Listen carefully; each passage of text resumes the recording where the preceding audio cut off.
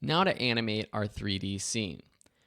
You noticed earlier that the camera tool has transform properties, so we can animate these different properties, but there's a better way and an easier way to animate the camera, and that's through a null object. Let me show you though, just to explain why we're doing this. So I'm just going to create a quick new composition. I'm going to add some text. Hello. Let me also add a background. Perfect. We'll add our camera. Okay. So let's make sure that our hello text is 3D. Perfect.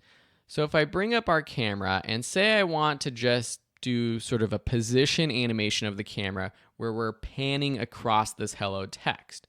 Well, you would think that if I just take the x-axis position of the camera and drag it to the left or right, we would just get that sort of subtle pan.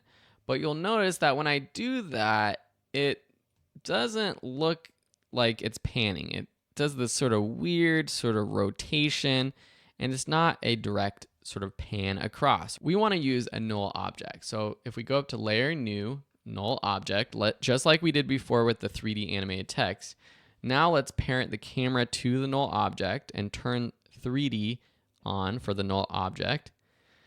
Now if we bring up the position for the null object, you can see that if I adjust the position, the x-axis position, we are now actually just panning across.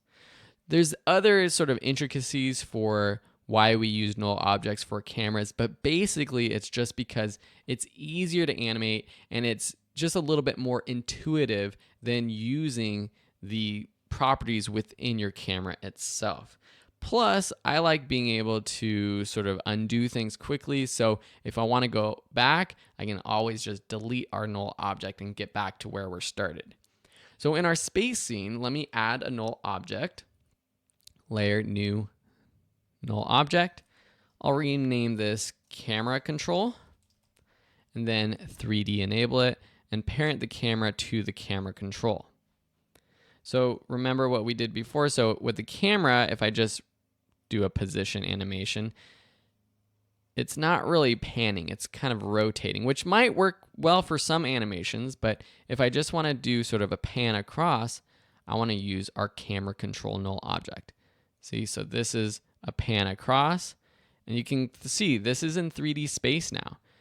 You know, the objects sort of are layered, and then depending on where the camera is, you see the different objects behind. Pretty cool. You could create some cool animations that way. But we want this sort of zoom in and zoom out effect. So what we're going to do is take the Z space and really drag in. Actually, let's set a keyframe for this point right here, and we'll move that to the very end. And then we'll zoom in. So taking the last Z space, I'm holding the Shift button down to speed up our zooming until right about there, in front of the sun, something like this. So if I play through this, we get this kind of cool space scene. And maybe what we want to do is add some animation to the asteroid. Maybe we want the asteroid coming across the frame. So let's take our asteroid. Let's add some rotation first, and this is just going to be Z rotation because X rotation will look kind of funny since it's like a flat object. Maybe a little subtle X or Y rotation, but with Z rotation, let's just set it right there, put that at the start, and then we'll rotate it counterclockwise, something like that. Put that at the very end just so it's rotating throughout the whole thing. And we want this asteroid flying across the frame. So bringing up the position, let's actually take our x-axis position, drag it to the right. And now let's go. So our camera's moving, and maybe we can see, okay, so at this point it's flying in, and then at this point we want it across the sun already. So we will drag to the left. And we're going to drag it even further because we're going to drag this keyframe to the right all the way. So we want to actually make it even further, something like that. So now when we drag the keyframe all the way to the right, what happens is it goes across the frame, it's spinning, it's still spinning, It's still moving because we don't want it to just stop in the middle of space while the camera is moving backwards. Now let's play through this.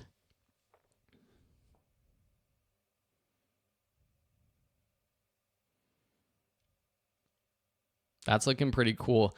The one thing that I note is that the moon, it takes a while for it to sort of come up after the asteroid flies across. So I might want to move that a little bit backwards in space. So what I can do is just bring up the position. So around here, we can take our moon, set the Z space to around 7,000 or so compared to what it was on the 5,000. So now when we play it out, the moon comes a little bit earlier on. The other reason I like using a null object is if we want to add another subtle motion to the camera using the position, well, if we do that with the null object, now we would have to redo all of these keyframes because say I want it to sort of rotate a little bit in between or move left to right. If I do that with the camera control, what happens is it just creates another keyframe right here, which it sort of changes the whole animation. It goes to this keyframe, then it goes to this keyframe, rather than having sort of a subtle camera turn or something like that throughout the whole composition. So now I can go under my camera tool, and then I could change the position of it. So say we want to start here, and move that to the start of our composition. But then throughout, we want it to rotate to the right just a little bit, something like that. So now let's move that keyframe to the end. So now it's sort of rotating away. If we want to go to an extreme, what we can do is rotate until the sun is behind the moon, which is actually pretty cool. With that, you can kind of tell that these layers are more of just like these flat layers. They're not really 3D layers, especially with the Earth at the end. To combat that, what we could do is just rotate the Earth. So bring up the Y rotation and rotate backwards just a little bit so that it looks flat to the camera. Now we have our basic animation. In the next lesson, I'll show you how to easily create a star field that's going to go behind all of these other layers.